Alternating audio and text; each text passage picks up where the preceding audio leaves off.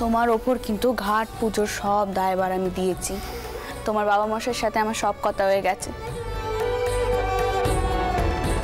আর বড় মেসোবাবু তো থাকবেনই, সে তোমাকে সব কাজকর্ম বুঝিয়ে দেবে। আর শোনো, এর মধ্যে যদি চাটু যেটাও চলে আসেন তাহলে কইবে এখানে থাকতে, আমি এসে তেনার সাথে কথা কইব। কেমন? হ্যাঁ দিদিমা, আমি বলে দেবো, তুমি আর দেরি করো না। আসছি।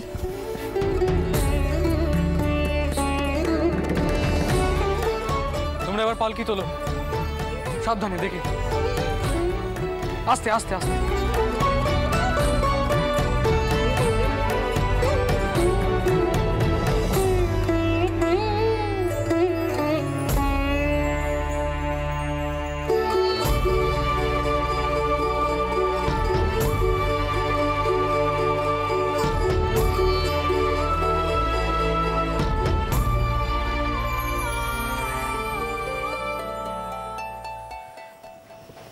ভূপাল, দিদিমা কিন্তু অনেক ভরসা করে তোমার উপর গুরুদায়িত্ব দিয়ে যাচ্ছেন।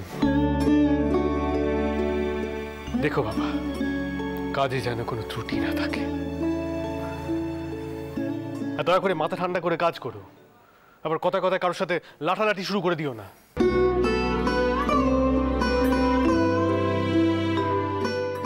বুঝতেই তো পারছো এখন বিয়ে থা করেছো।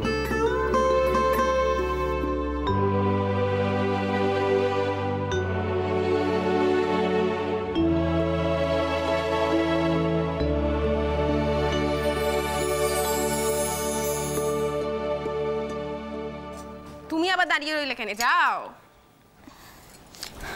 এই পেছন চল। পদ্ম,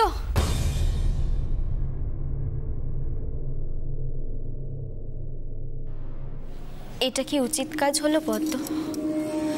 তোমরা বড় গিন্নিকে এনে মহলে বসাচ্ছ, আর আমি যে কিনা তোমার খুড়ো মশাইয়ের দুঃসময় সর্বদা পাশে রইলুম, তেনার সেবা যত্ন করলুম, সেই আমি কিনা পড়ে রইলুম অতিথিশালে। বাড়ির মহলে থাকার অধিকারটুকুও পেলুম না। কেন? মহলে থাকার অধিকার বুঝি আমার নেই? এটা কিন্তু একদম উচিত কাজ হলো না পদ্ম, এর ফল কিন্তু ভালো হবে না। আচ্ছা, তোমরা তো একটিবারও কেউ আমার কথা কইলে না। আমি বুঝি কাজের নখ? চোটকুড়িমা, আমি তো তোমার তুমি একমাত্র এই সংসারে উচিত কথা কও, মানুষের ভালো মন্দ দুঃখ কষ্ট বোঝো, তাই তো আমি তোমাকে আমার মনের কথা জানালাম। একটা কথা মনে রেখো পদ্ম, দুঃখী মানুষের নিঃশেষে কারোর ভালো হয় না, সংসারে অমঙ্গল ডেকে আনে।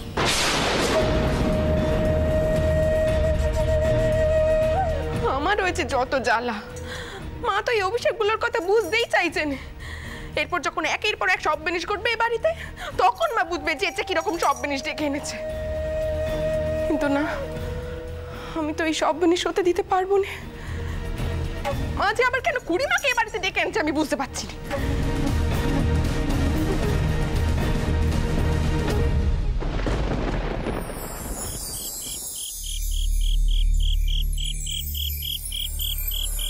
মা, আধার তো প্রায় নেমেই এলো। তা বলছিলাম, আপনি কি একটু বিশ্রাম নেবেন? এখনো তো বেশ কিছুটা পথ বাকি আছে। আমি পালকি নামাতে বলবো? না না বাবা, এখন বিশ্রাম করব না,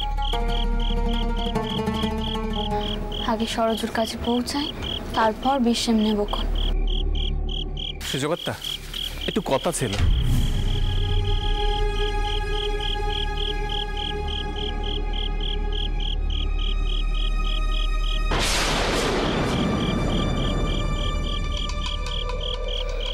বাবারা, পালকি নামাও দেখি।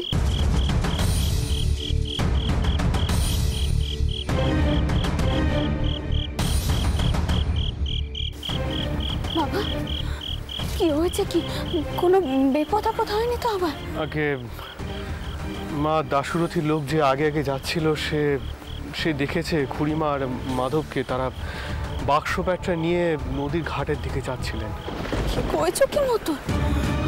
দাশরথী, তুমি এক্ষুনি সকলকে নিয়ে সেখানে যাও।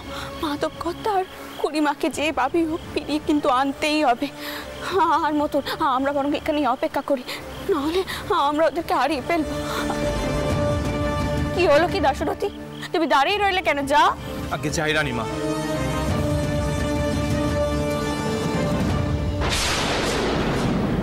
শান্ত মতন, আমার মন কইছে দাশরথী কিছুতেই সরযুকে খুঁজে পাবেন, কিছুতেই ও ফিরিয়ে আনতে পারবে না। আমার মন কইছে। মা মা আপনি আপনি অস্থির হবেন, আপনি শান্ত হন। আমি না হয় নিজে গিয়ে খুড়িমাকে নিয়ে আসবো।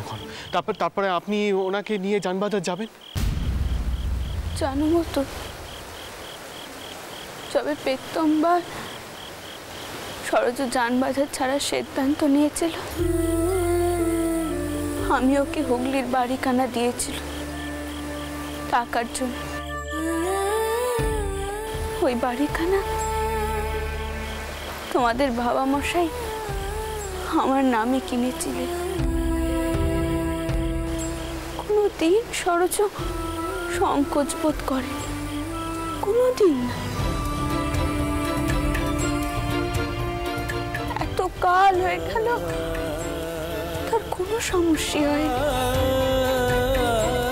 কিন্তু আজ তার এত অভিমান হলো যে সব কিছু নিয়ে সে বাড়ি ছেড়ে চলে যাচ্ছে।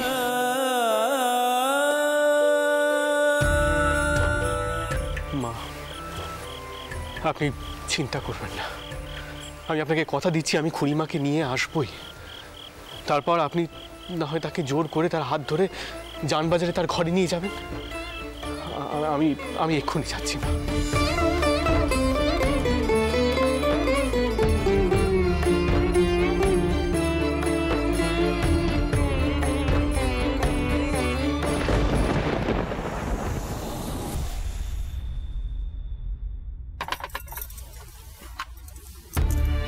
আয় ভেতরে।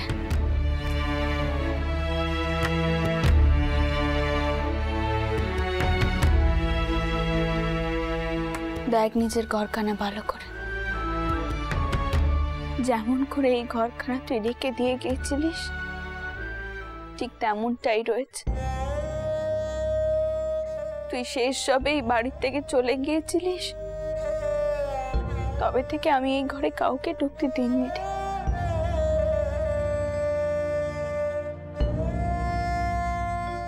তুই বিশ্বাস কর, তুই যে আমার বোনের থেকেও অনেক বেশি রে। আমি কি তোকে কখনো ছোট করতে পারি বল? পারি? আয় বস এখানে, বস দেখি, বস এখানে।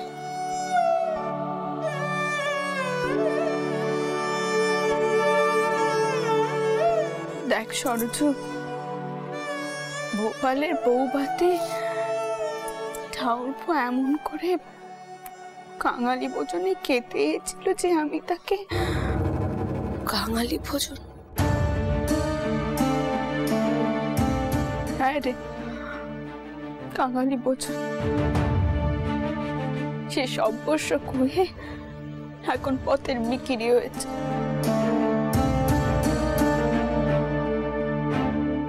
আমি জানি না অত টাকা অত সম্পত্তি সে কি করল। সে শুধু আমায় কয়েছে তার ব্যবসায় নাকি লোকসান হয়েছে। আমি কি করতাম বলতো সরজু? তবে জানিস তো মতুর আমাকে বারবার করে বারণ করেছিল ঠাউরপোকে এই বাড়িতে টাই দিতে।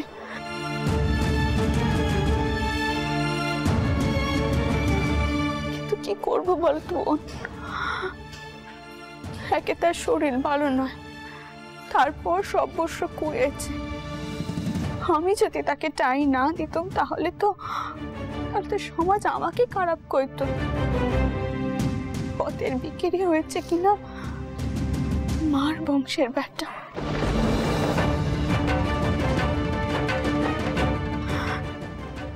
সেদিন আমাদের বাড়িতে অনেক আত্মীয় স্বজন ছিল, জানিস তো, অনেক আত্মীয় স্বজন। তার মধ্যে ঠাউরপো এমন ভাবে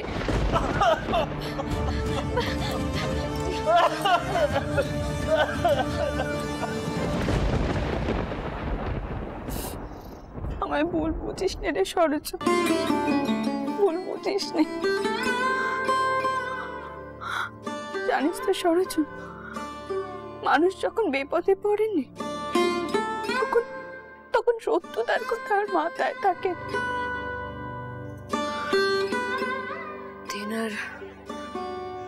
তেনার শরীরও খারাপ, তাহলে দেখাশোনা কি?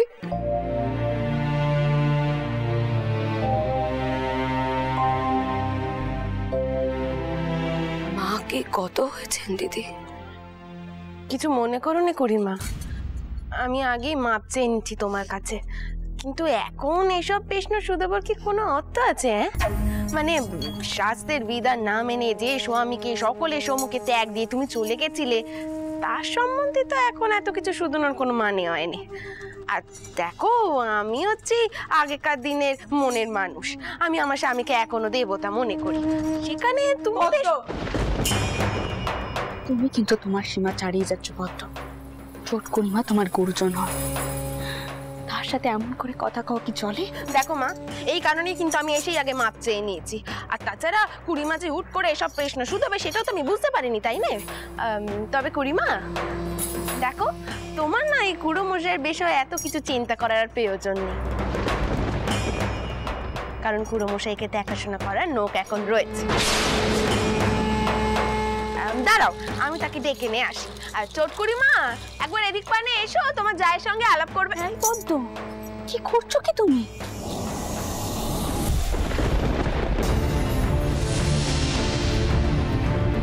কি করলে পদ্ম? মা দেখো, যে কাজটা সবার আগে তোমার করা উচিত ছিল সেই কাজটাই আমি করে দিলাম। তুমি কেন খুড়িমাকে কওনি যে কুড়ো মশাই দ্বিতীয় আবার বিয়ে করেছে? কেন ছোট খুড়িমার সঙ্গে তুমি খুড়িমার আলাপ করিয়ে দাওনি? আর খুড়িমা, আমি জানি খুড়িমা তুমি এসব বিষয়ে একদম অবাক হচ্ছ না। আরে বাপু, আজকাল তো ব্যাটা ছেলেরা পেত্তমবার বিয়ে করে পেত্তম স্ত্রীকে ঘরে রেখে 2-3 বার বিয়ে করে ফেলছে।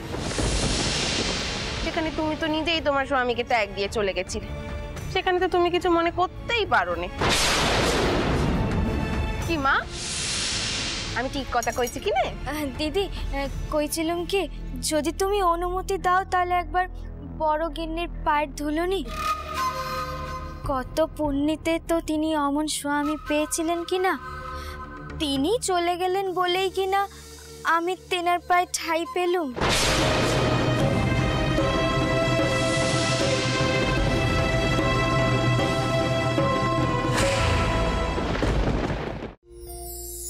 না, দেখছি সব গুছিয়েই নিচ্ছি। খুঁড়ি দিদার জন্য খাবার।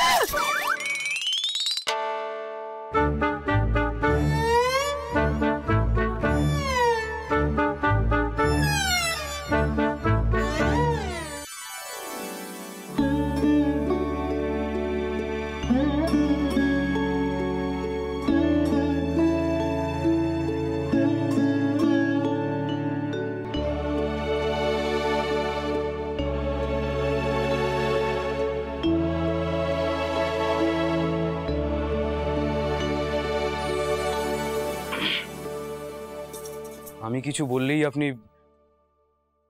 এমন ভয় পেয়ে চমকে ওঠেন কেন? আমি কি বাঘ না ভাল্লুক? এই জন্য বলি পড়াশোনাটা শিখুন, আত্মবিশ্বাস বাড়বে। দিদমাকে গিয়ে বলুন রামকুমার চট্টোপাধ্যায় মহাশয় এসেছেন, দিদমা যেন একবার এদিকে আসেন, ঘাট পুজো নিয়ে আলোচনা হবে।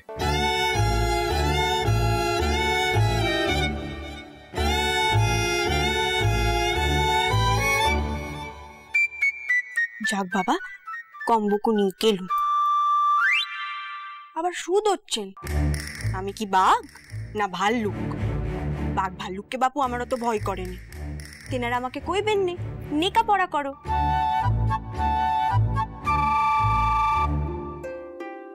বস এখানে বস। আর কষ্ট পাস না এসব কথা ভেবে। দিদমা, এই তো আমি কুড়ি দিদমার জন্য একটু ফল এনেছিলাম। খুব ভালো করেছো। এই তালাখানা এখানে রাখো, দেখি রাখো। সরজ, এই হলো গিয়ে গোপালের বউ। পেশন না, কুড়ি দিদমাকে পেন নাম কর, দেখি পেন নাম কর। থাক থাক থাক মা, থাক। চিরজীবনী অস্থির থাকো, তোমার স্মৃতি সিঁদুর যেন অক্ষয় থাকে মা। ভালো থেকো। দিদমা, কইছিলাম রামকুমার টাউর মশাই এইছেন, তোমাকে ডাকতে কইলেন। ও তাই নাকি? ঠিক আছে, আমি যাচ্ছি। বলছি শোন, কুড়ি দিদমার খেয়াল কিন্তু তোকেই রাখতে হবে। কুড়ি দিদমার যেন কোনো অসুবিধা না হয়, কেমন? সেই দিকটা কিন্তু তোকে দেখতে হবে, বুঝলি? আর সরজ, এসব কথা আর ভাবিস না। দেখ, পুরোনো কথা যত ভাববি নিজেই তত কষ্ট পাবে। এসব চারদিকে এখন এইটুখানি বিশ্রাম নেই। আর পেছনে তো এখানে থাকলোই, কোনো অসুবিধা হলে ওকে কইবি। আমি বরং যাই, চাটুর যে মশাইয়ের সাথে গিয়ে দেখা করি। ঘাট পুজোর পরে তো আমি মন্দিরের কাজে হাত দেবো। যাই হোক, তুই কিন্তু খাবার কানা খেয়ে নে, কেমন? খেয়ে নে, পেছন দেখ ওকে।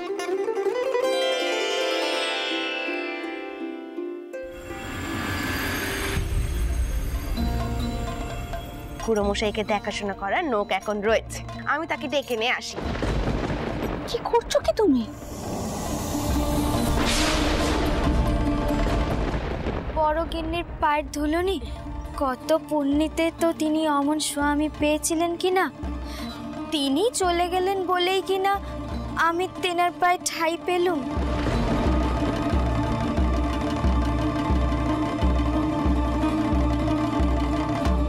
আমি তোমাকে খাইয়ে দেব?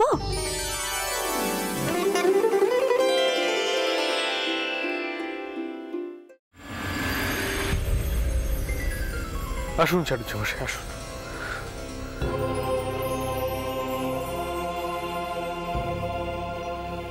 দেখুন সেজবাবু, ব্রাহ্মণরা যে ঘাট পুজোয় আপত্তি জানাবে এ তো জানা কথাই, কিন্তু এও ঠিক যে মায়ের ইচ্ছে যেভাবে সব বাধা বিপত্তি কেটে গেছে ঠিক সেইভাবে এবারেরটাও কেটে যাবে। আপনি ভয় পাবেন না। না না চাটুজ্জে মশাই, আমি ভয় পাচ্ছি ওদের শত্রু থাকে। রাত বিরেতে এসে ওরা ঘাটের কোনো ক্ষতি করবে না তো? দেখুন সেজবাবু, আমি সামান্যই বুঝি, কিন্তু তাও বলছি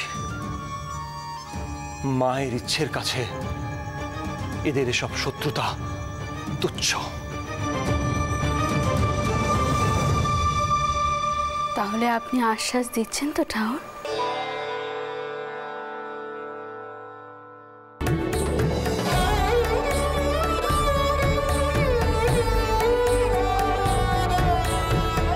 প্রণাম রানীমা, প্রণাম। রানীমা, সেজবাবু ভয় পাচ্ছেন যে রাত বিরেতে ব্রাহ্মণরা না ঘাটের কোনো ক্ষতি করে, তাই মায়ের নামে আশ্বাস দিচ্ছিল। আপনি আগে বসুন। এসেই সোজা আপনি টাওয়ার ঘরে চলে এলেন? আচ্ছা, আপনি কিছু জলযোগ করেছেন তো? না না রানীমা, আমার এখনো আহ্নিক হয়নি। বাসায় ফিরে আহ্নিক সেরে তবে জল গ্রহণ করব। আচ্ছা রানীমা, কি হয়েছে বলুন তো? আবার কি কোথাও আশঙ্কার আঁচ পাচ্ছেন? আমি ভাবছিলাম কালই ঘাট পুজো করব। কালকে দিনটা কি ভালো? মানে আপনি কি কিছু দিনক্ষণ দেখেছেন?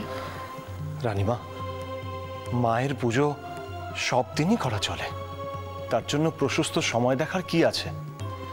দেখুন রানীমা, আপনার সব কাজই একটু অন্যভাবে হচ্ছে। সকলে যেভাবে ভাবে, যা জানে সেই অনুসারে তো হচ্ছে না। তাই আপনার যখন যেভাবে যেরকমভাবে মনে হয় আপনি ঘাট পুজো করুন। মায়ের নিশ্চয়ই এটাই ইচ্ছে। আপনি দেখবেন সব নির্বিঘ্নেই হবে, সব নির্বিঘ্নে হবে। তাই যেন হয়, তাই যেন হয়।